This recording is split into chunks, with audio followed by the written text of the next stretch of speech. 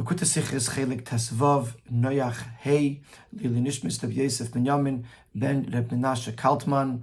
Again, a Rashi Sicha, which will emphasize to us the precision of every single word of Rashi, which word Rashi chooses. And if there seems to be an extra word, it is never extra. It teaches us something. Sometimes even on the level of Yeno Shel Torah, the deeper secrets of the Torah. Beim Sof von der Sedre stellt sich Rashi auf den Wort Bechoron.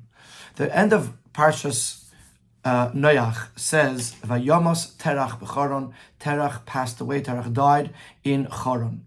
Terach is the father of Avram Avinu. Rashi quotes the word Bechoron, und is mefarish hanun hafucha.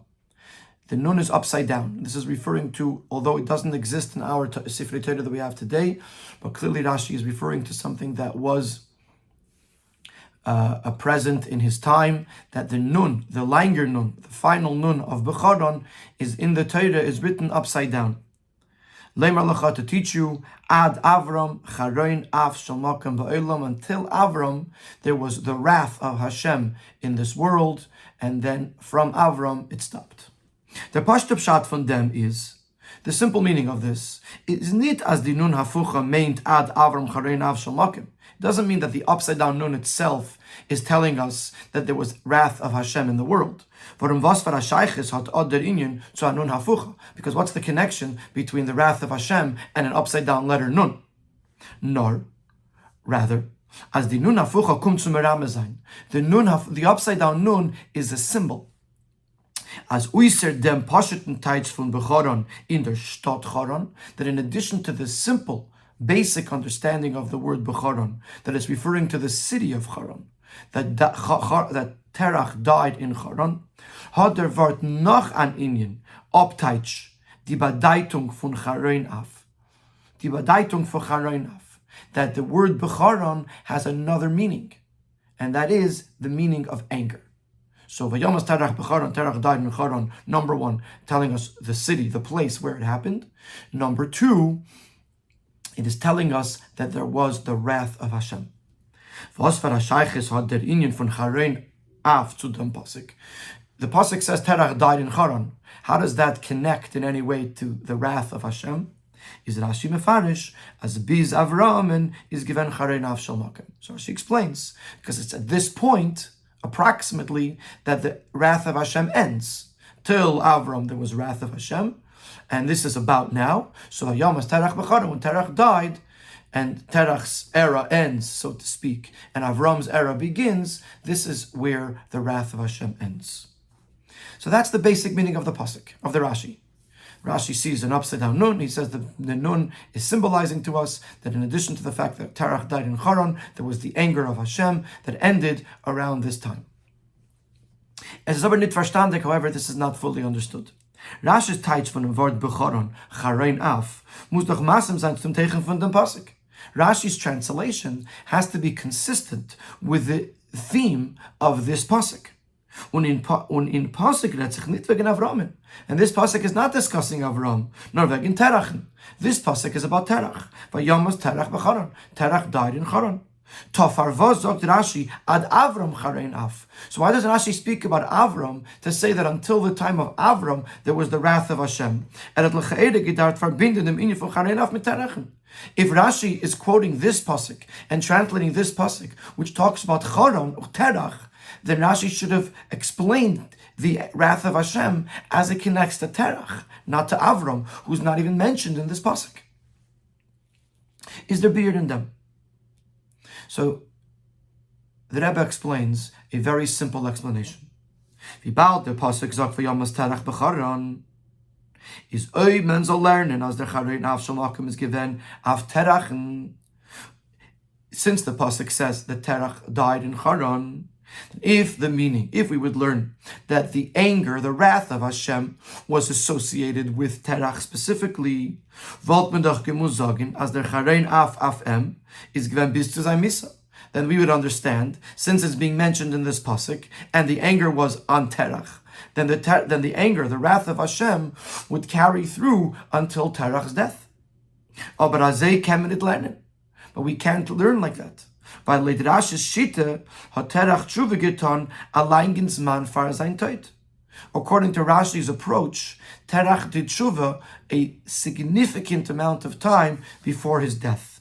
This is referenced, this is seen in the Bris Bein Psarim. Hashem says to Avram, "Va'ata tovei el aveisecha b'shalom." You will return to your parents, to your father, in peace. Rashi says, if his father was an idolater, what kind of good news is it that he's going to be returned to him? And Rashi says, "Limedcha she'asa terach tshuva." This teaches us that Terach did tshuva already in the time of the Bris Bein Psarim. Terach did tshuva, which is a long time before Terach dies. So therefore, if Hashem was angry at Terach, that anger ended a long time ago. So it can't be that the wrath of Hashem continues till Terach's death. If Terach did tshuva, Terach repented, Terach rectified and improved his ways way before this part of the story.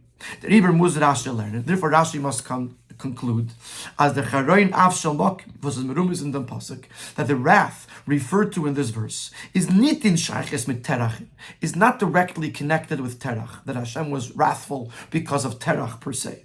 Nor es meint dem Eberstens Charein Av was es given in Welt Bechlal. It's referring to the wrath of Hashem that was on the world. As a matter of fact, if you look back at the Rashi here in the Sikh, it's printed in parentheses the word ba'olam, because there are different nuschais whether Rashi has the word ba'olam or not. Certainly, if he does use the word ba'olam, it fits in very well. That the anger of Hashem, the wrath of Hashem, was on the world, not on Terach. So therefore, this explains why Rashi is not referring to Terach over here, because the anger wasn't about Terach. Terach did tshuva a long time ago. However, this still leaves us a question. Then why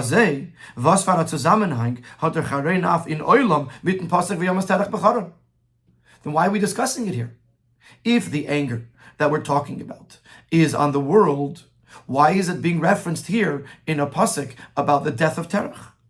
The wrath is not connected to Terach. Especially since he did tshuva before he passed away. So this is why Rashi says, Ad Avram. Avram, you're right. The fact that it's being discussed over here is not because the pasuk talks about Terach. It's actually connected with Avram. Zum pasuk gleich noch der Nun hafucha, which is the pasuk immediately following this upside down nun. When Hashem tells Avram to go forth to the land of Canaan. Das heißt, mit der Nun hafucha in dem Wort bechoron is the Torah meramis. This means to tell us that with the upside down nun in the word bechoron, the Torah is signaling to us, as mit Avramin is, as bis Avramin is given Charein Av Shalakim, that till Avram there was the wrath of Hashem on the world, mit onkumen von Avram, with the arrival of Avram onto the scene, was Chizki Lahair, who began to illuminate the world, he illuminated the world with his divine light. As the pasuk says about Avram, that he proclaimed to the world the name of God, the God of the universe. So as Avram began to disseminate the knowledge of God and the teachings of God to this world, this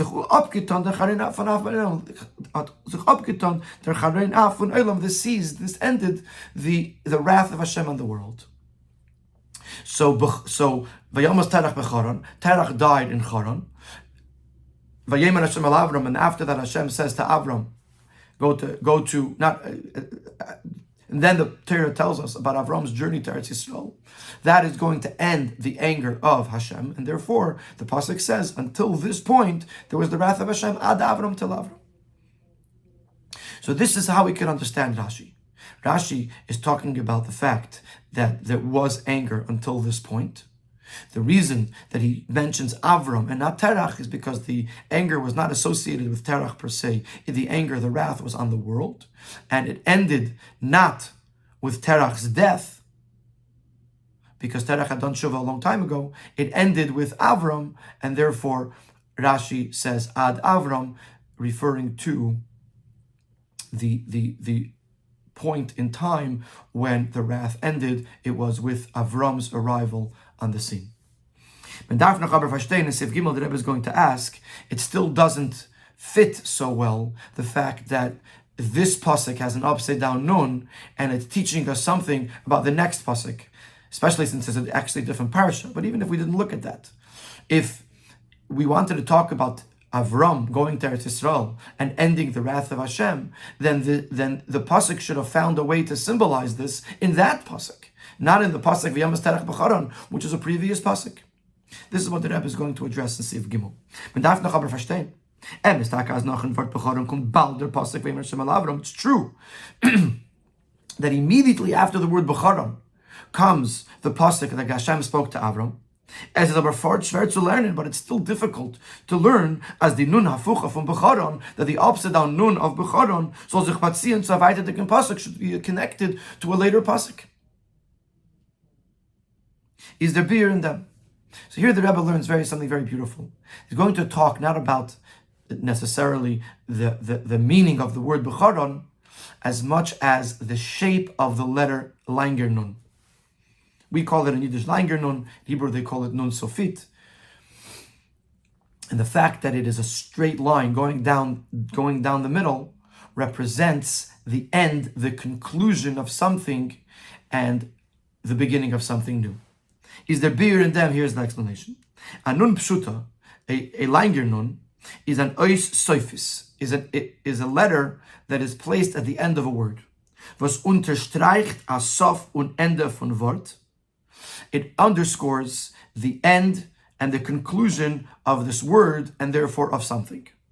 Und in the oisius soifis gufa, and in amongst the final letters, Langer Chav, Schlossmem, Langer Nun, Langer Tzadik, and Langer Fei, hat es dem Uizen von a Kav Aruch, the Langer Nun specifically has the image of one long line, was tilt voneinander zwei Stadim, that separates two sides. A line, there's till this point and from this point. Und in an Eifen von Hefsek Gomor, and in a matter of a total interruption. Warum in a Nun Pshuta is doch nitakin Iberhak. A Langer Nun doesn't have any breaks within the line. This is Mashal do in a kuf. For example, in a kuf, zwischen dem reish mit dem kav, there's the top half of the kuf, which is in the shape of a reish. There's the bottom half of the kuf, which is the leg. But then between those two, there's a space. So say for example, you're trying to close off an area, and you did so with the letter kuf. The person can smuggle between the reish and the line of the kuf. However, in a Langer Nun, there is no opening, durch welche man soll können durchgehen von ein Seite zum zweiten, through which one can cross from one side of the Nun to the other side of the Nun. In Ha'ara 12, the Rebbe points out that even though the other final letters, Langer Chav, Langer Tzadik, and Langer Fei, also have the same concept, there's no going through, but they have more to their shape. Each of those three have more to the shape, which represent that there's more to them than just the line of interruption. The Langer Nun is only a line, which represents the concept of ending something, of interrupting something, and then something new beginning after that. Und von dem, was der Teira hat ausgeklebt, Meshane sein darf dem Nun von B'charon, bichtei zu weisen auf Chareinav. And since the Torah chose specifically to change the Nun, to make it upside down, to represent the wrath of Hashem, und nochmal, additionally, nor der Nun, it's only the Nun. Seemingly, if you want to tell us that the word B'charon has another meaning, that it means the wrath of Hashem, then there should have been a change in the entire word Charon. Was is der Wort Charon, which Charon is representing the word Charon, ubefrat as steht becoming as b'teira chaser vav, especially since in other places we find Charon to be written without a vav. So the word Charon here is representing the word Charon. Then the entire word technically should have been done differently to remind us, to signal to us that there is another meaning to the word. And yet, it is the Langer Nun, and only the Langer Nun, that was changed to signal to us that we're referring to the wrath of Hashem, is a raya So therefore, this teaches us as gleichzeitig wird derin merumes as der charein af wird nifsik beim sof von der parsha. It is telling us at the same time that it's telling us that there was the wrath of Hashem. It's telling us that the wrath ended at the end of this parsha. Und der Riber learned Rashi ad Avram charein af. And therefore Rashi learns until Avram there was the wrath of Hashem. Bis Avramen is gewerd charein af, und it is done nifse geworden. But here is where it stops. Here is the line in the sand where the wrath comes to an end. So to answer our question, why does he bring up Avram? It's not just talking about the next pasuk to say that it started that a new era started with Avram. It's saying that with the ending of this parsha, with the conclusion of this parsha, the wrath of Hashem is ending. The Langer Nun is representing an end.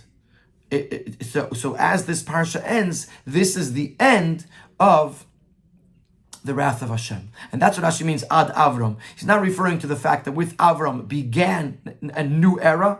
He's saying until Avram was the end of the previous era, the era of the wrath. In Sif Daled, the Rebbe is going to ask, still, why not say the wrath was till now? Why say the wrath ended with Avram?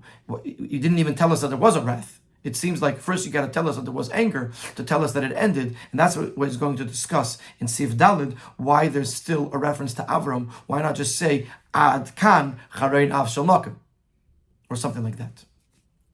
But until here, just to understand what we're saying, until here we explained that Rashi is telling us that there was a wrath of Hashem. It wasn't directed specifically to Terach, it was to the world. It ended with Avram. When Avram arrived on the scene and began to teach about Hashem, this dissipated the wrath of Hashem. And Rashi is telling us in this Rashi that the fact that the Torah is telling this to us by making an upside down nun to tell us that just like a nun represents a line, an interruption, a conclusion of something, it's telling us that at this point was the end of the wrath of Hashem on the world. And the way the Torah tells it to us, and the way Rashi tells it to us, is that it went till Avram, which is really telling us that not so much that it ended with that something new started with Avram, it's telling us that until Avram there was wrath, and we're going to in Sif Dal discuss why we're bringing up Avram. Why not talk about Terach or talk about things that happened until Avram. Sif Dalet.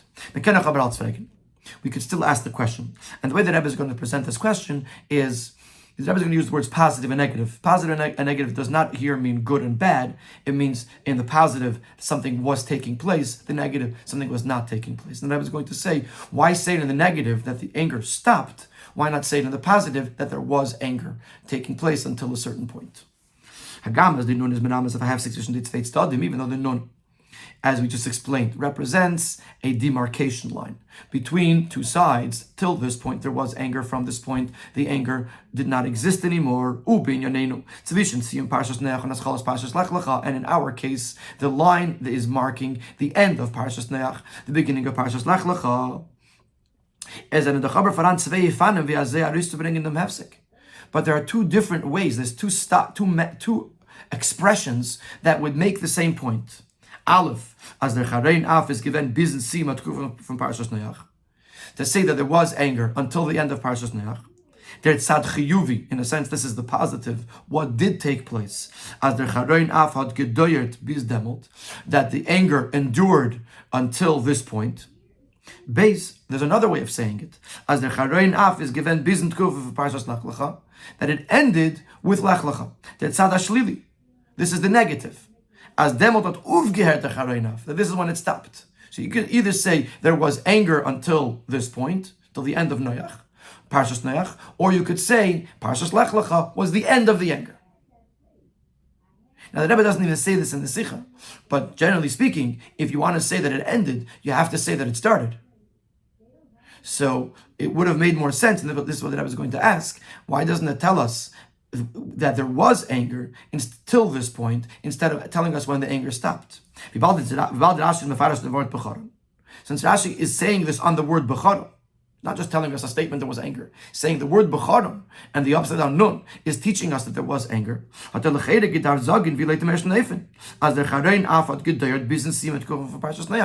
Since Rashi is explaining this on the word Becharon, which is still in Parshas Noach, part of the era that ends with the end of Parshas Noach, Rashi should have said it in the first form of expression in the previous paragraph, that the wrath was there until the end of Parshas Noach. Rashi ad Avram, wo die Hadgasha is auf an Uifer, Bittel von Chareinav. Why does Rashi bring up Avram, which then emphasizing the end of the anger, instead of emphasizing the existence of the anger?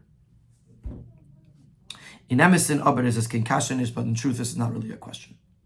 In other words, we're slowly walking through the Rashi, and as the Rebbe brings up a question, the Rebbe refutes the question, so that way we should understand that every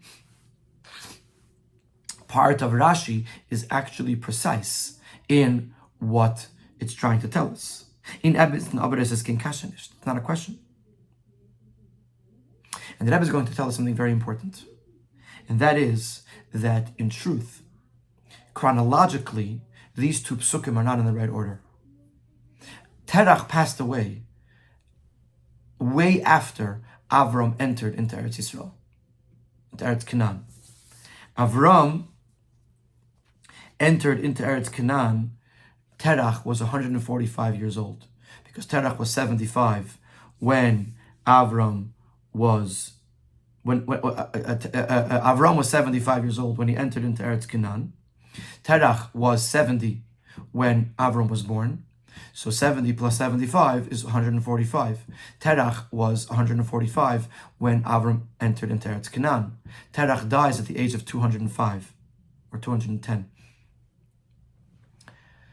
So this is almost 70 years or 65 years before Terach dies. Avram goes to Eretz Yisrael. So Vayamas Terach Becharon in actuality happened after Vayemer Hashem al Avram lach lecha. So therefore, the figuring out when this time period ends, if you're going to look at it from the Terach perspective, is very unclear. And therefore, the best way for Rashi to express it to us is by mentioning Avram, which is when the new period begins, the new era begins. The Tkufa from Parshas Noach schließt sich mit der Yom Terach Becharon. The era of Parshas Noach ends with the death of Terach and Charon. Was misase shel Terach wie Rashi is mefaros mit ein dibur frier. In the previous dibur, Rashi explains that the death of Charon is given maybe 60 Jahre nachdem wie Avram is gekommen in Eretz Canaan. It was 65 years after Avram entered into the land of Canaan, or use the Rebbe's words, more than 60 years after Avram arrived in Eretz Canaan. Rashi can't say that the wrath of Hashem continued until Charon passed away, Charon died. But when Avram is gekommen in the Olam, because when Avram arrived into the world, when Avram is gekommen und dem Olam beleuchten and illuminated the world, wenigstens 60 Jahre vor Mizas Terach, a minimum of 60 years. It could be Avram started before he went to Eretz Canaan, which is more than 60 years. But at minimum 60 years from Avram's arrival to Eretz Canaan, already the wrath of Hashem stopped. So Avram, so the Torah cannot, or Rashi cannot define it by the death of Terach, because the wrath stopped way before Terach passed away. The Rebbe is Rashi medayik ad Avram v'cholu. Therefore, Rashi emphasizes and specifies until Avram there was wrath. Mit unterstreicht as the hefsek von dem Nun. Therefore, Rashi emphasizes that the demarcation line of the Nun from the Chareinav, the end of the wrath, Hagamer is merumas b'siyam parsha, even though it is alluded to in the end of Parshas Noach, is aber verbunden nicht. So even though it's alluded to in the end of Parshas Noach, nevertheless, Rashi is telling us it doesn't connect to Terach's death. But the wrath, the end of the wrath, is connected to the end of the era that is prior to Avram. In the Asara Dedes, the Anav Tkufa von Avram, there were 10 generations from Noach till Avram, and at the end of those 10 generations, that is where the wrath of Hashem ends, and with Avram begins the new era, the era where there is no anger of Hashem. So therefore, the only way for Rashi to really define when this happens is by mentioning Avram. The fact that it's in a previous pasuk is because it's telling us that that's when it ended.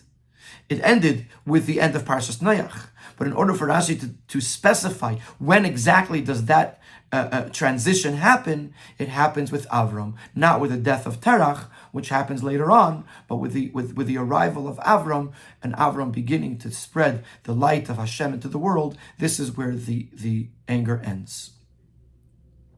So what we have until here is that there's an upside down nun. The upside down nun teaches us that until this point there was the wrath of Hashem. Where exactly does the wrath end? It ends with the arrival of Avram. The reason why it's in the previous parsha is because that's when the anger was. But in order for Rashi to tell us how it ends or when it ends, Rashi, the only a point in history that defines exactly when it ends is the next pasuk, the arrival of Avram in Eretz Canaan and the beginning of the dissemination of the light of Hashem into the world.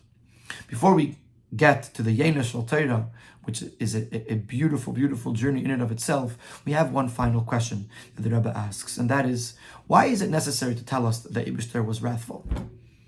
If we look at their conduct and we see that they were worshipping idols and they were not good people, we'll know that Hashem was displeased.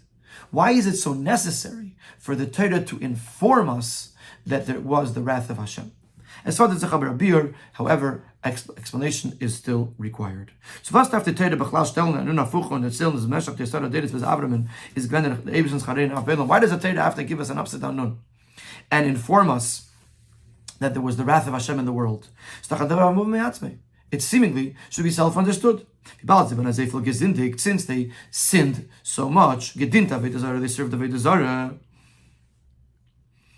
Rashi, the Rebbe in Ha'ara 15 refers to two Rashis. One in the end of Bereshis, where it says, "As huchal," then it began. So Rashi says huchal is from the word chulin, mundane.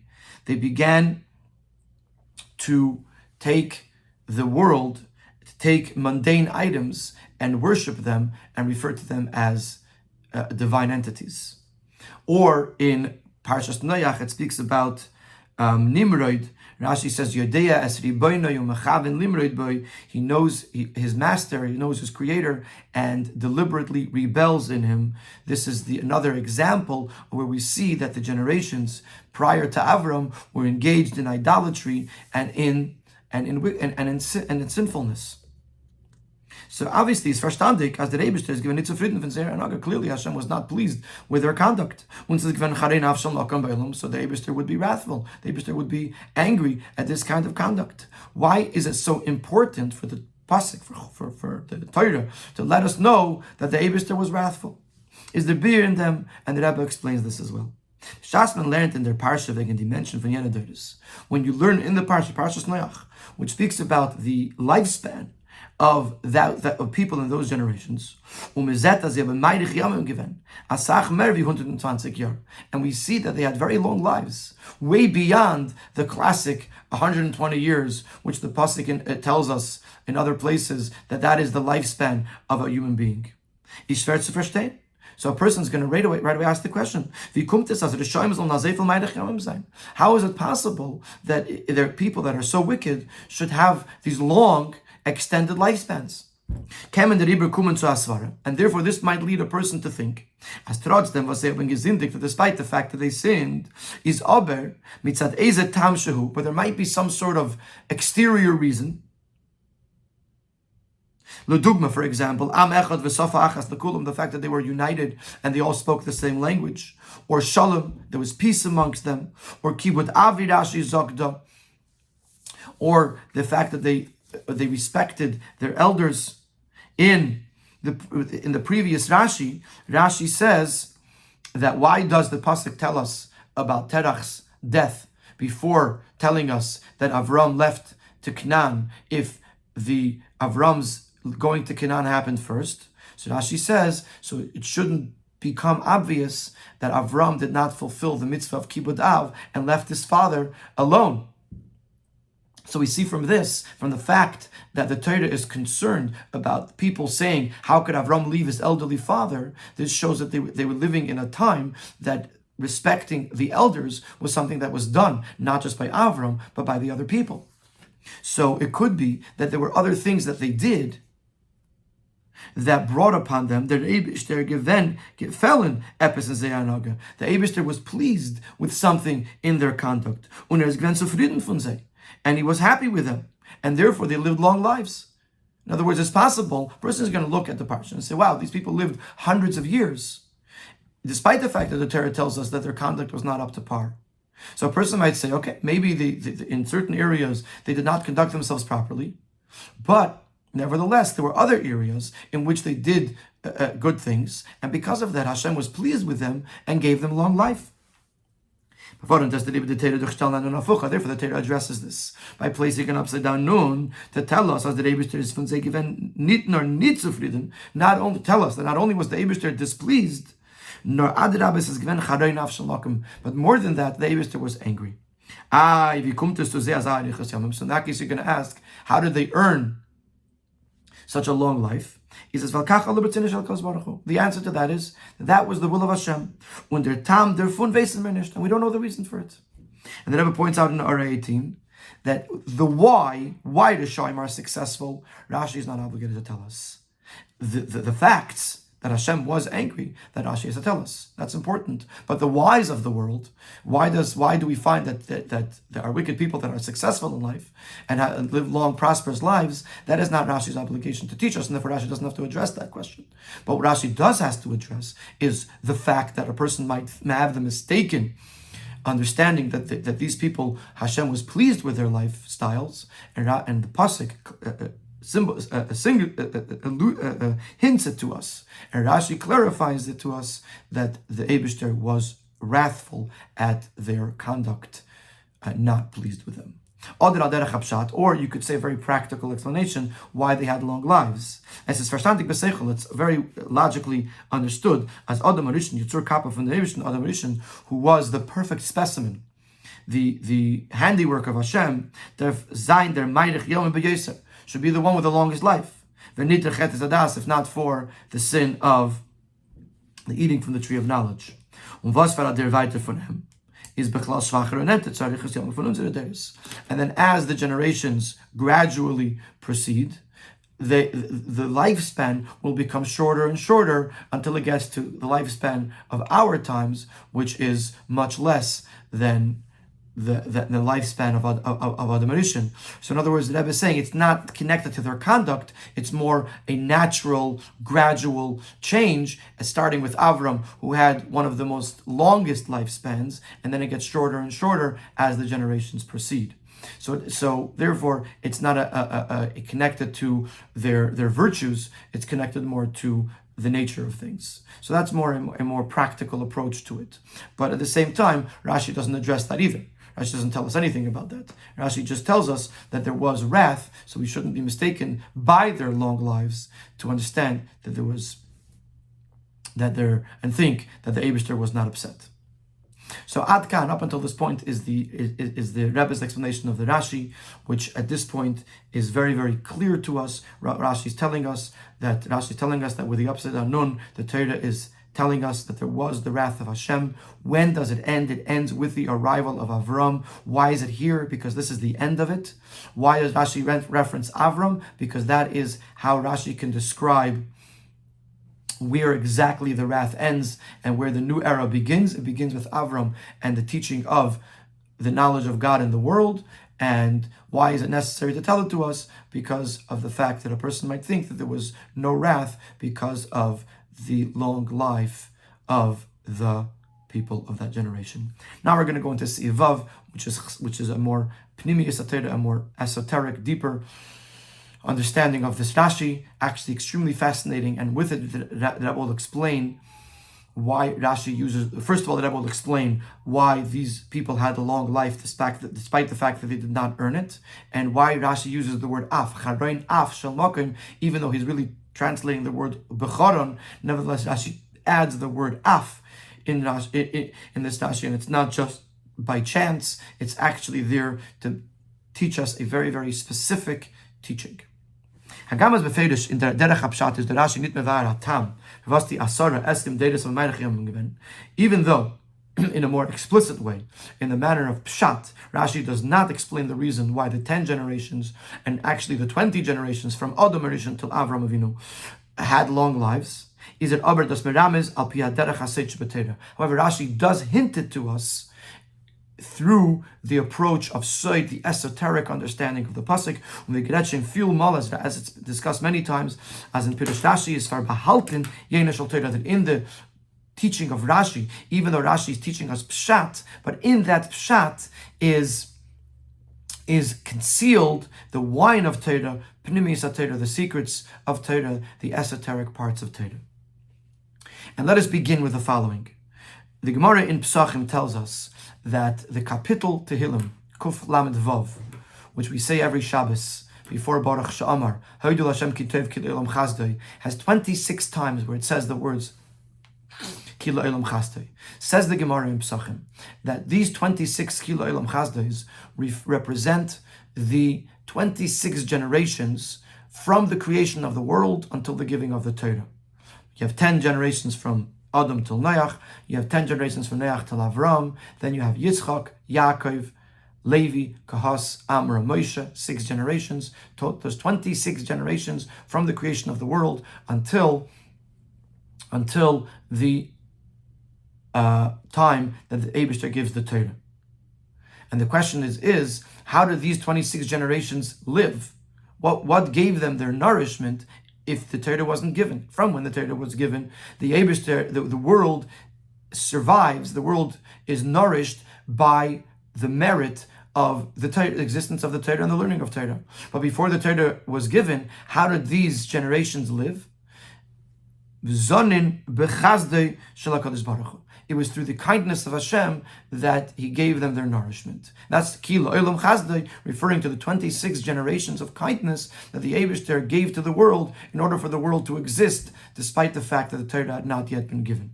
Razal Zagin as the Chavav Deiris, Far Matan Torah, that the 26 generations prior to Matan Torah, Hayu Nizainin Bechazdei Shel HaKadosh Baruch Hu, were nourished through the kindness of Hashem.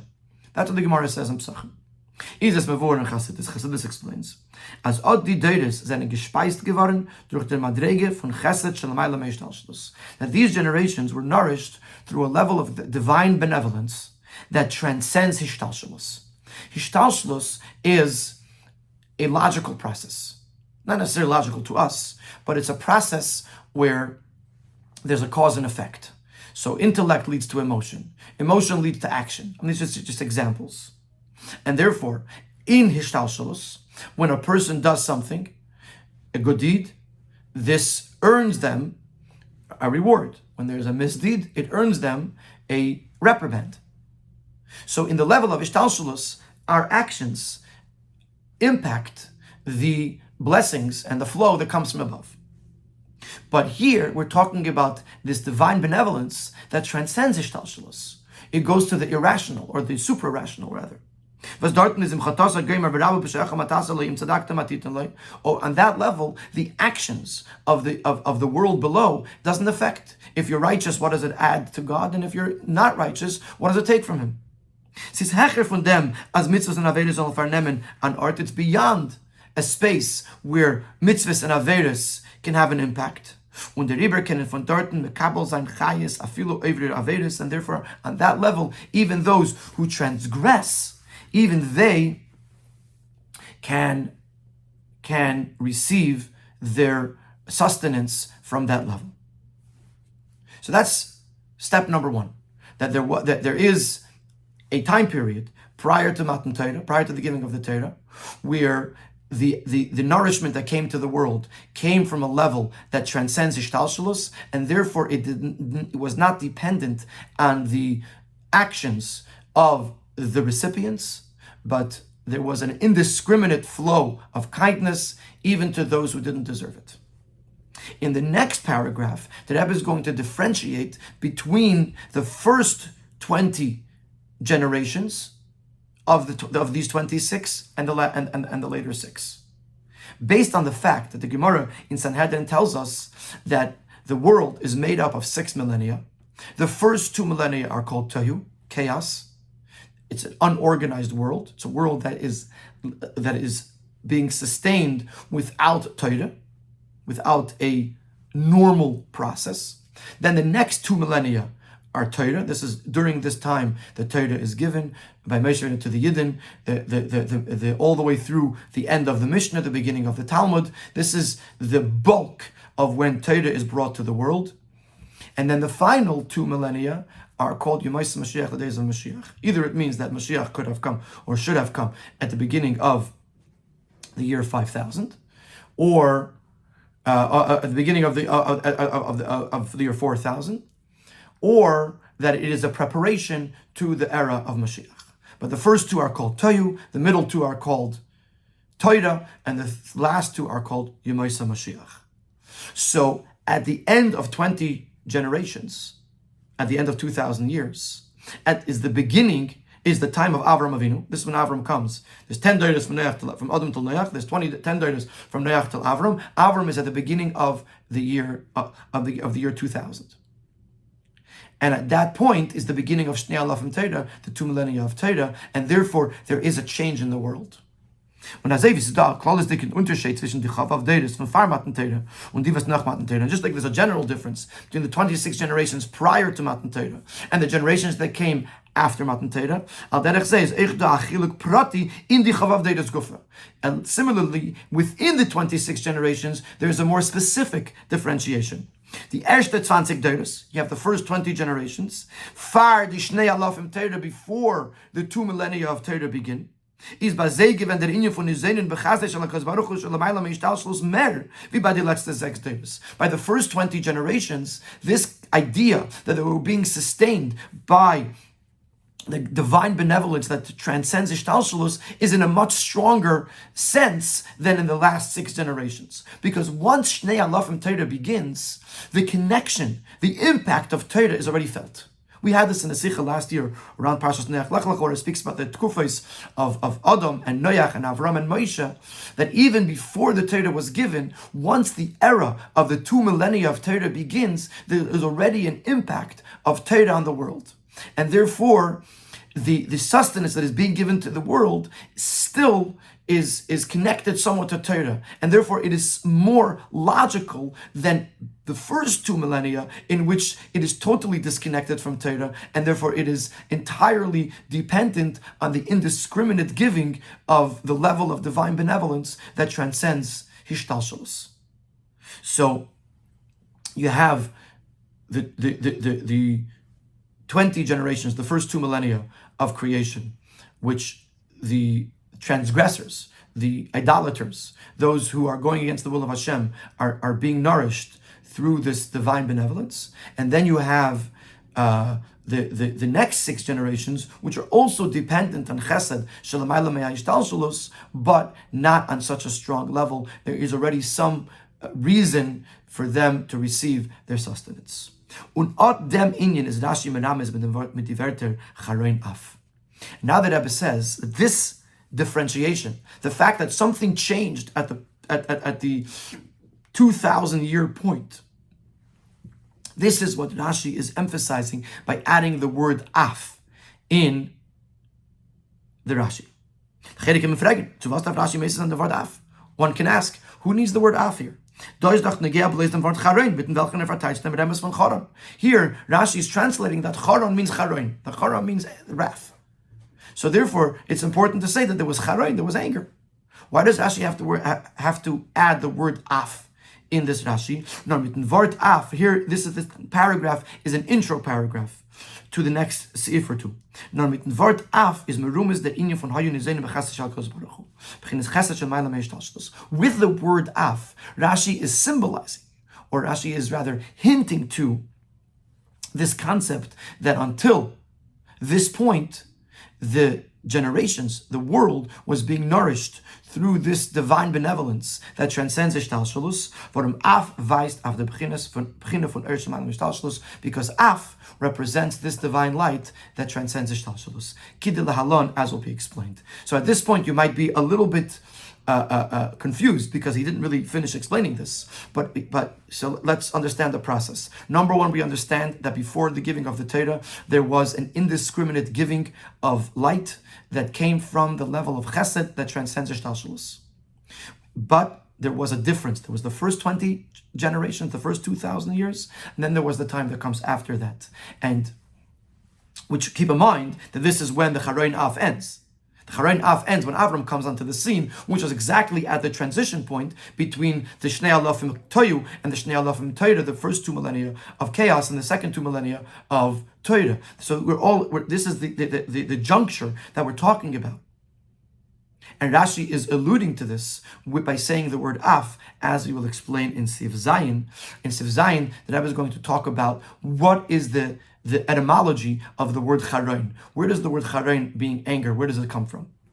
So Rashi shayt in Parshas B'Shalach. There's a Rashi in Parshas B'Shalach on the words uveruach apecha nermumayim, with the wind of your nostrils, of your nose.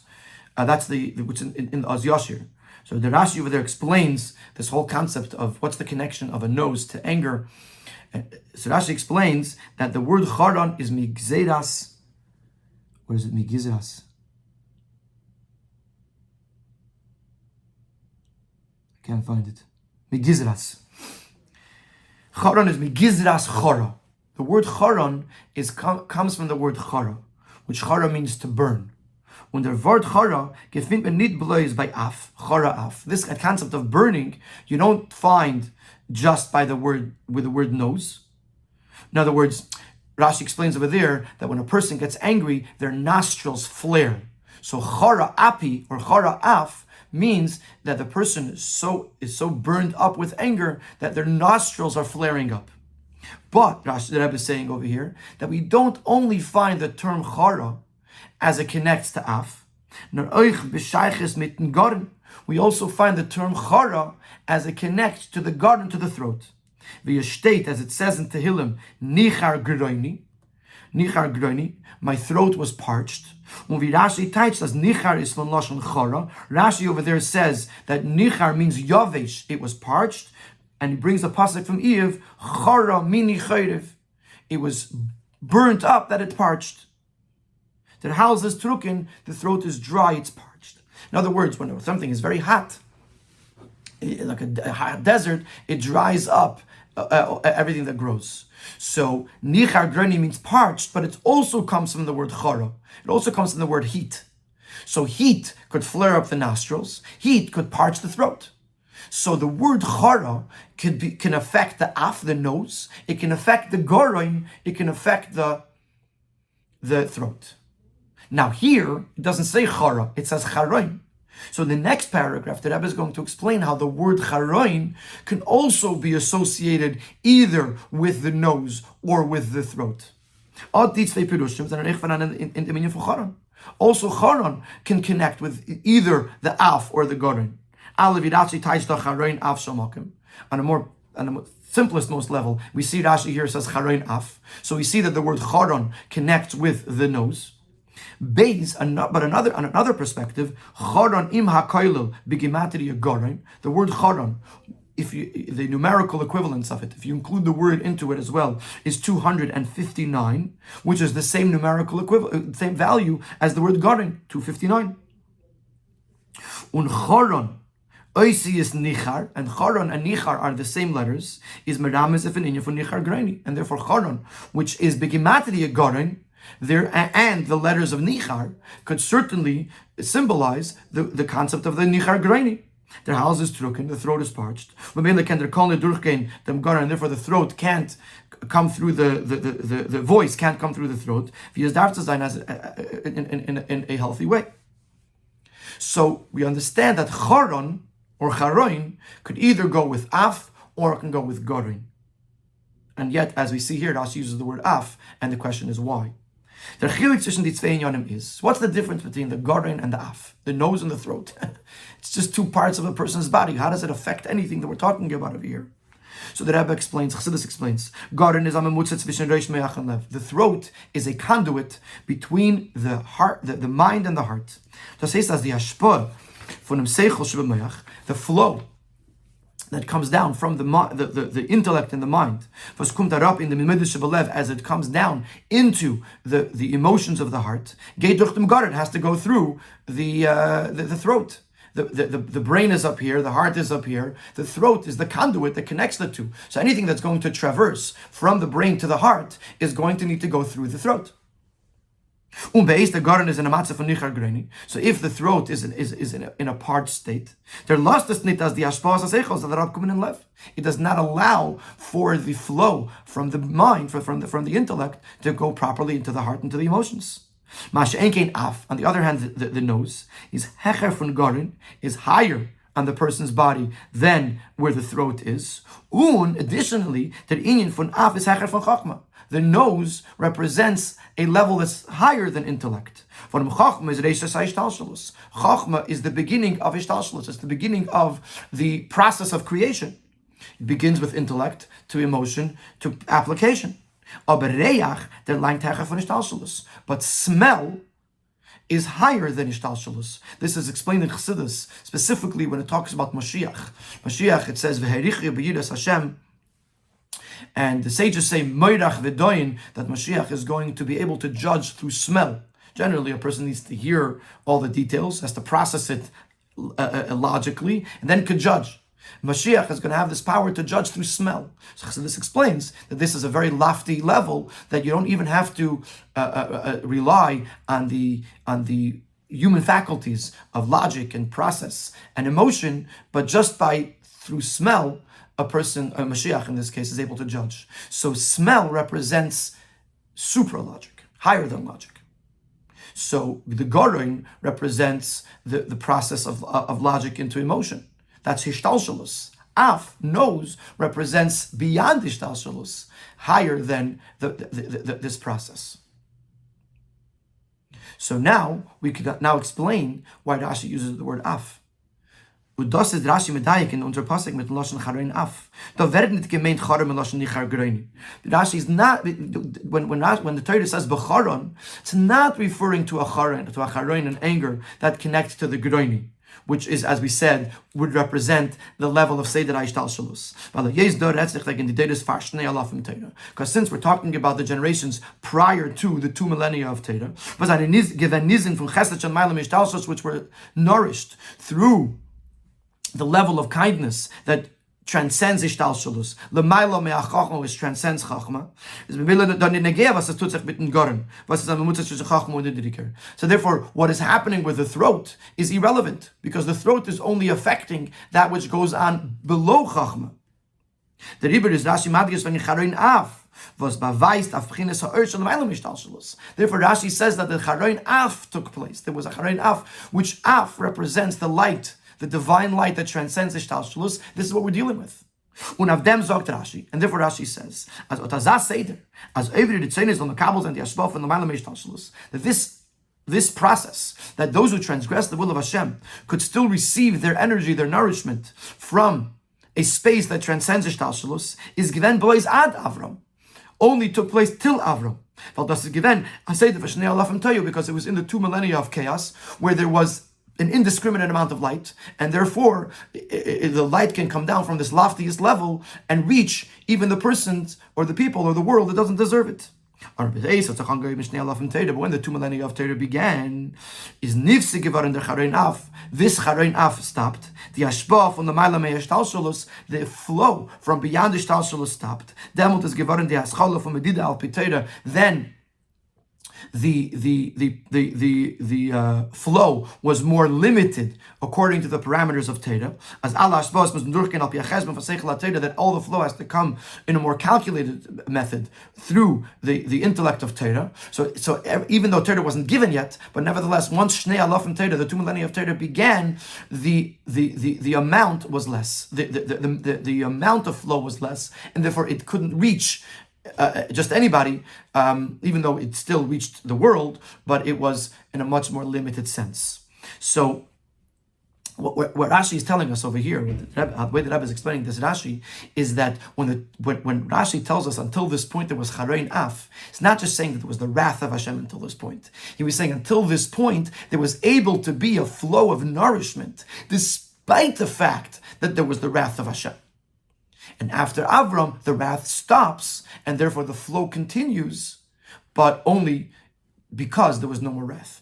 Because at this point, there cannot be anymore a full-fledged flow of nourishment, of energy, if the wrath would be there, because Shnei Alafim Torah began. This explains why Rashi uses the word Af, because Af represents L'mayla Me'ishtalshelus, and until this point, for the first 2,000 years of the world was living off of the Chesed Shel L'mayla Me'ishtalshelus, the benevolent, the divine benevolence that transcends Ishtalshelus. It also answers the question why they lived a long life.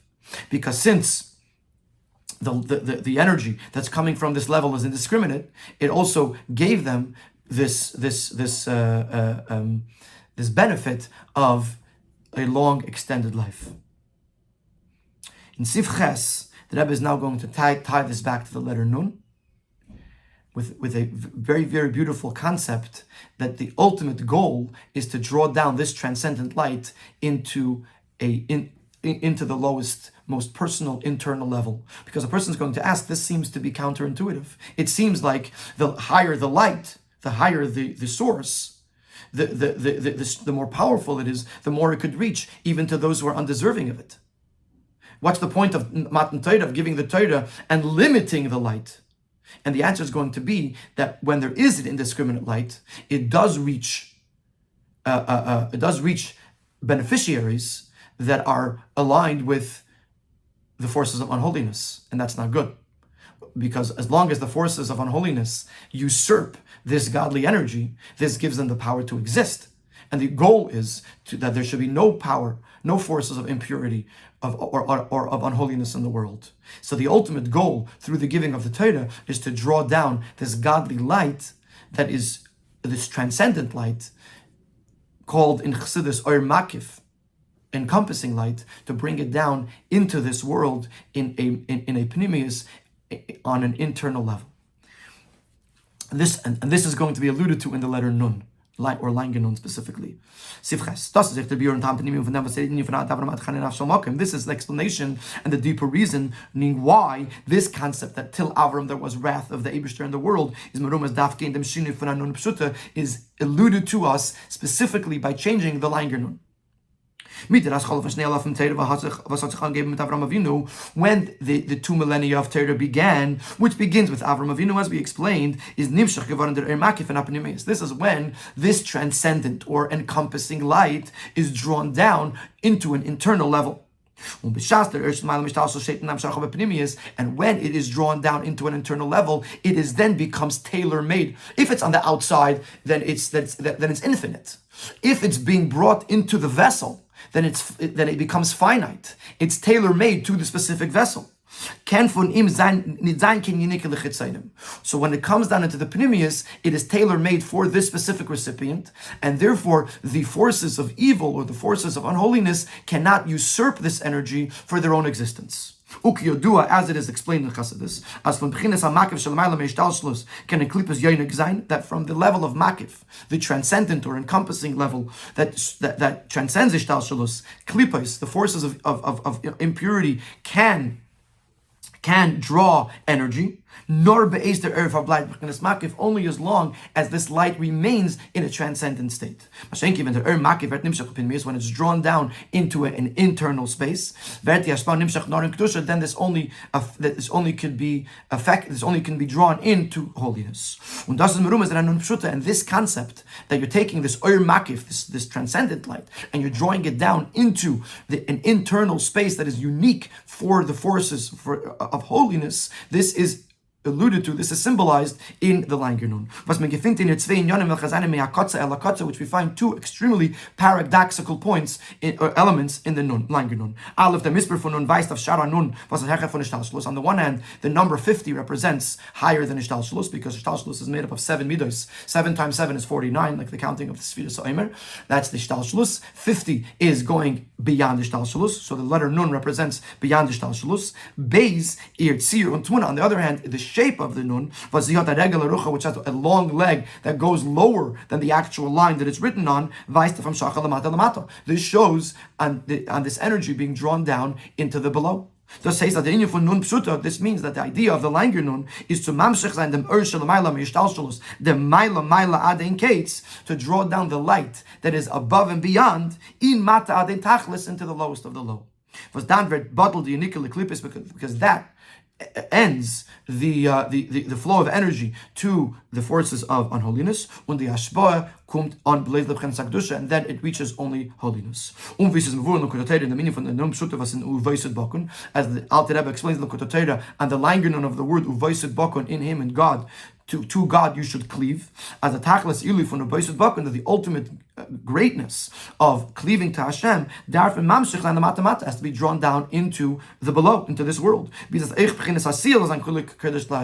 even his action, which action is the lowest expression of the human being, even the action should be sanctified or consecrated to Hashem. Then the Alter Rebbe says, there is no flow of energy to the forces of evil or the external forces. So that's the Langenon. The Langenon represents the fact that the Ur Makif is coming down, and that was the Uftu of Matan Torah. The Matan Torah made it possible for this transcendent light to come down into this world and become connected with this world in a way that the forces of holiness are sustained and the forces of evil are not. And now these 2 millennia of Torah, drawing down this godly light into this world, Yemesa Mashiach are a preparation and a preface to the 2 millennia of Yemesa Mashiach. Which at that point, all of the transcendent lights will be drawn down into an internal level. And then that could bring to a time when the spirit of impurity will be removed from this world, because they'll have nothing to live off of. There'll be no energy to usurp, because everything has been already drawn down and given specifically it to the forces of holiness. May this happen with the coming of Mashiach speedily in our days.